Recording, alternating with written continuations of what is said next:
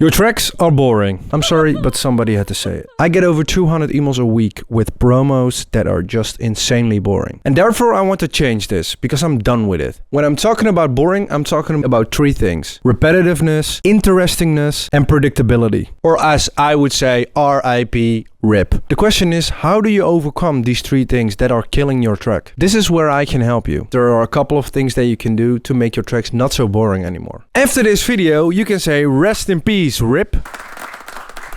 You know what I mean. Before we go into the things that you can do, it would really help if you subscribe to my channel and leave a like on this video. I make videos about producing and helping you out with your DJ career every week. I would really appreciate it. Thank you.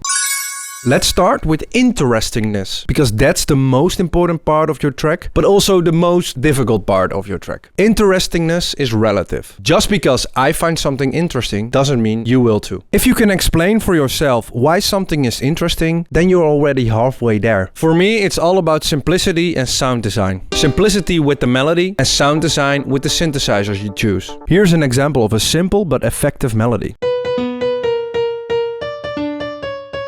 You know, I'm always intrigued by these kind of melodies. It's simple because it only has 4 notes and it feels a bit dissonant and therefore it feels dark. But also notice the lower notes that really makes the melody. Because without these lower notes, it doesn't feel right. Just listen to this. You see, it doesn't work. Here's an example on how it works with the right sound.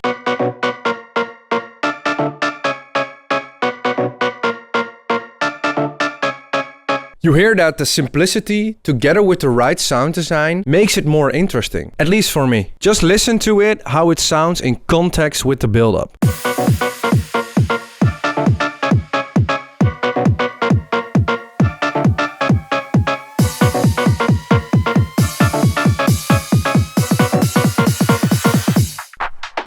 What's up? But simplicity and sound design isn't enough. You also need atmosphere. And you create that with effects and automations. Here's how it sounds with all these things underneath it.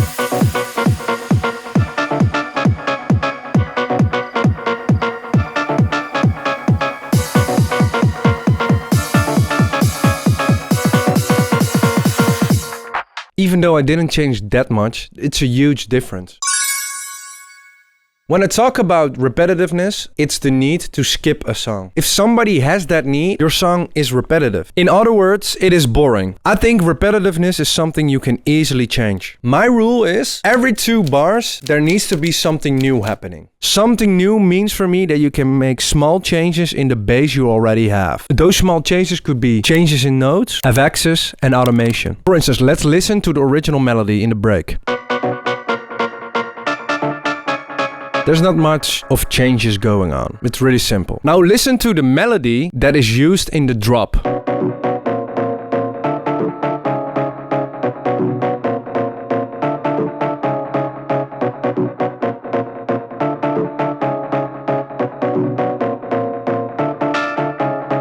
The lengths of the notes are different and the places of the notes are different. And that makes it feel more natural. But also listen to the re's.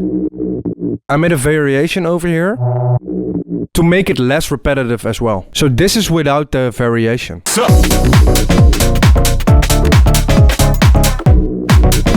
And now listen how different it sounds with the variation.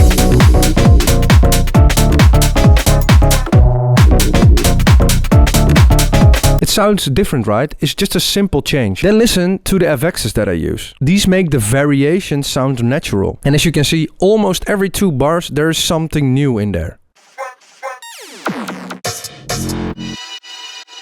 Now listen how it sounds in the context of the drop.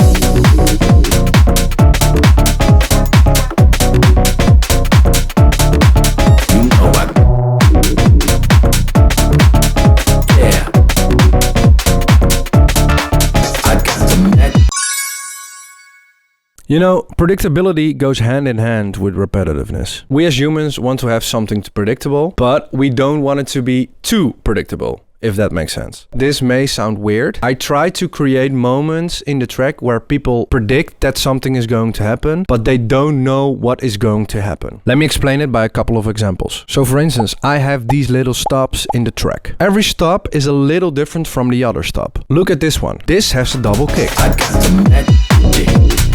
This note goes higher. You know and here's a stop where you only hear the Reese. Magic. Got the magic.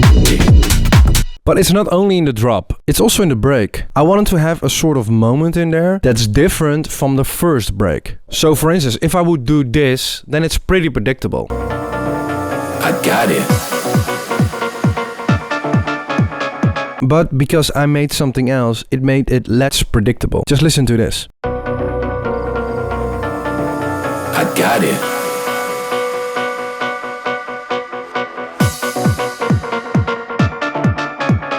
Of course, it's subtle, and I know I'm not reinventing the wheel, but it works. I just hope you learned something today on making your tracks less boring. Just let me know if you also have a technique to make your track less boring. I would love to know that, by the way. And let's discuss that in the comments. Also, don't forget to subscribe and don't forget to leave a like. I will see you guys next week. Bye-bye! You need to subscribe to Tim Hox on YouTube, or you're going to die.